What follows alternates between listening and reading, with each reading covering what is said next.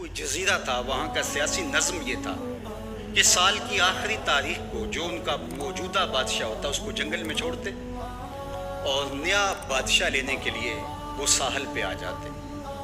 جو پہلا شخص ساحل پہ اترتا اس کو اپنا حکمران مان لیتے، جو بھی حکمران بن جاتا وہ خوش ہو جاتا، حالانکہ اس کو بتا دیتے کہ ایک سال کے لیے تجھے منتخب کیا ہے، سال کی آخری تاریخ کو تخت سے اٹھائیں گے، باندھیں گے، جکڑیں گے اور اسی جزیرے کے دوسرے کنارے ایک جنگل ہے جہاں خاردار جھاڑیاں اور موذی جانور ہیں، وہاں تجھے پھینک دیں گے۔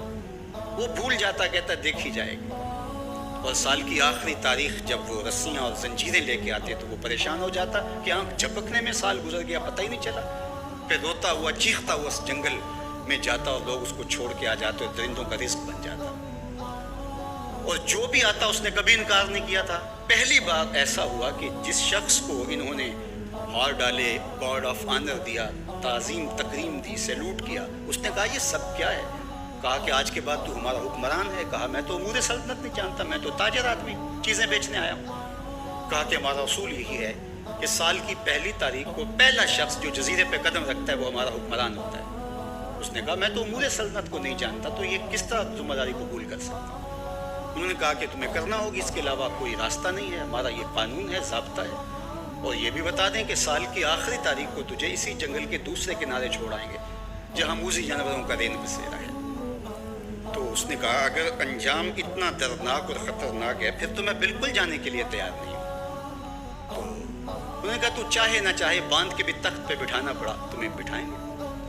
اس نے کہا اچھا مجھے یہ بتاؤ کہ سال بعد میری بات مانو گے یا نہیں؟ انہوں نے کہا کہ ہاں، قانون میں تو ترمیم نہیں کر پائے گا، لیکن یہ ہوگا کہ تیرے انتظامی حکم ہم ماننے پہ مجبور ہوں۔ اس نے کہا ٹھیک ہے، میں تمہارا حکمران بننے کے لیے تیار ہوں۔ رومی بولتے ہیں کہ جب بھی کوئی شخص تخت نشین ہوتا تو وہ بھول جاتا کہ میرے 7 سال کی آخری تاریخ میں کیا ہونے والا ہے۔ وہ عیش و عشرت کرتا اور یوں وقت گزارتا، سال کی آخری تاریخ آنکھ جھپکنے میں آ جاتی۔ لیکن یہ پہلا شخص تھا، تخت نشین ہوتے اس نے پہلا حکم نامہ جاری یہ کیا کہ کمانڈوز بلائے جائیں۔ بلائے گئے، کہا اس جنگل میں چلے جاؤ جہاں تم بادشاہوں کو پھینک کے آتے ہو اور وہاں کے موذی جانور کاٹ ڈالو۔ پھر بلدیہ کے ملازمین بلائے، کہا جاؤ جا کے وہاں کی جھاڑیاں کاٹو۔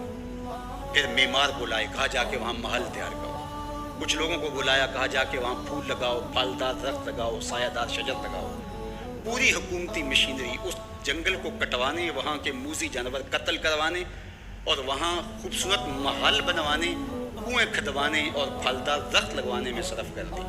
اب سال کی آخری تاریخ کو جب وہ زنجیریں لے کر آئے تو اس نے کہا کہ مجھے کیوں جکڑتے ہو، میں خود جانے کے لیے تیار ہوں، اس لیے کہ یہ اس تخت پہ آرام سے نہ بیٹھا، یہاں بیٹھ کے تیاری وہاں کی کرتا رہا جہاں اس نے جانا تھا۔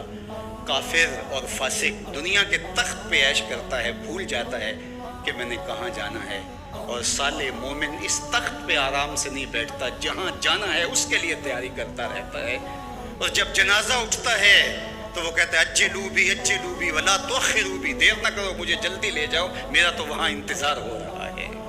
اور پھر جب وہ وہاں پہنچتا ہے تو القبر روضۃ من ریاض الجنہ، وہ جنت کے باغوں میں سے باغ بن چکی ہوتی ہے۔ وہ سارے تھور، ساری جھاڑیاں، ساری آگ اور وہاں کے سارے بھڑکتے ہوئے شعلے بجھا چکا ہوتا ہے، اپنے اعمال کے لشکر بھیج کے۔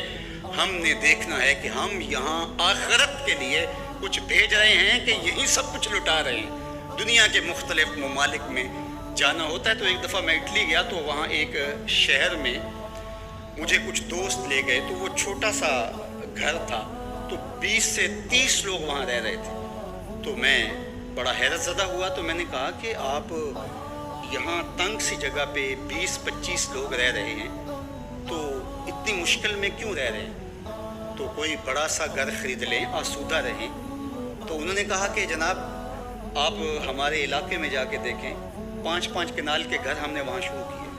ہم یہاں کمائی کرنے آئے ہیں، عیش کرنا تھوڑے آئے، ہم تو چند سالوں کے لیے یہاں آئے ہیں، اس لیے ہم یہاں سے کماتے ہیں، بھیجتے وہاں ہے جہاں ہم نے ہمیشہ جا کے رہنا ہے۔ میں نے کہا یہی تو میں سمجھانے آیا ہوں، جہاں جتنا رہنا ہے وہاں کا انتظام بھی اس حساب سے کرو۔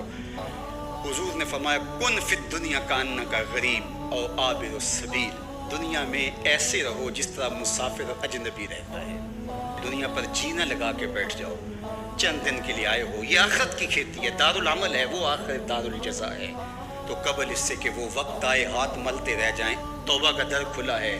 سورج ابھی مغرب سے طلوع نہیں ہوا، اللہ کی رحمتیں برس رہی ہیں. اٹھے ہوئے ہاتھ وہ موڑتا نہیں، خالی نہیں پھیرتا. تو اس کی دہلیز، اس کا در، اس کی چوکھٹ نہ چھوڑنا.